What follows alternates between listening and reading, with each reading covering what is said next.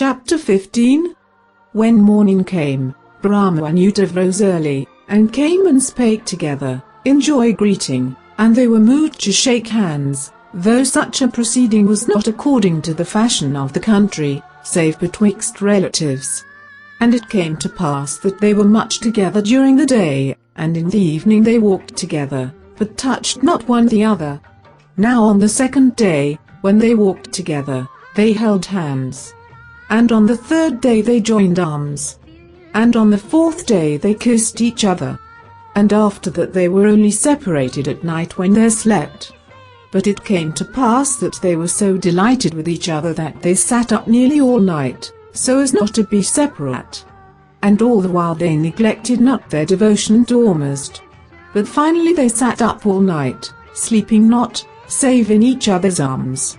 Uddhava said, Since we sit up all night, it is wiser to sit on mats than on stools. Brahma said, It is wiser.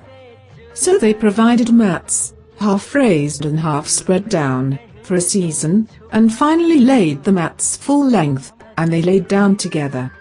More than that, history saith not. But Brahma followed his trade in that country, and it came to pass they had a son born to them, and his name was Yash.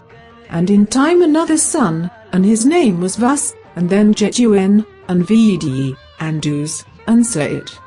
Now after they lived together as man and wife, the voice of Almost came not to Brahma, though the angel of Almost remained, and at times talked to both Brahma and Uddhava, his wife. Now during all the time, until after the birth of the sixth son, Uddhava had faith in Almost, and was a faithist in her whole heart. But during all these years she had only communion with the angels, and withal had suffered many hardships in common with Brahma. And their love abated not one jot or tittle, and Uddhava believed in her husband, and encouraged his aspirations. He had said to her 10,000 times, I know Ormazd will come, through me will he deliver the faithists out of bondage. And she believed in him, and believed these things would come to pass, and believed her sons would have the voice of the Creator with them also. But after the birth of the sixth child, Uddhava lost faith in the father. She said, All my life I have been in error. There is no all person. There is no voice, save the spirits of the dead.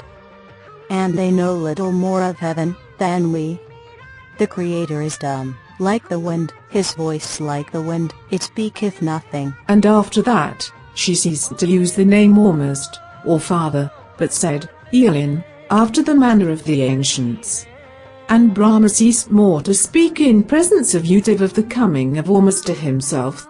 And he also adopted the name Elin, signifying, like the wind, void of shape or person.